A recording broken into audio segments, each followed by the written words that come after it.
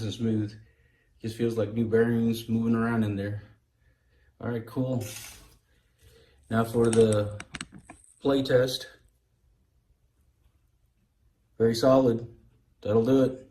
All right, next thing is your spoke protector. Make sure it's clean before you put it back so that thing's pretty spotless. And then just let it slide right in. You're good to go. And then your freewheel, you want to put a little bit of grease right here. So we'll put a little bit there. Not too much, just enough to make it waterproof.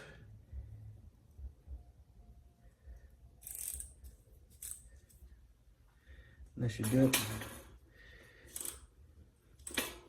And then it just tightens the way that you pedal.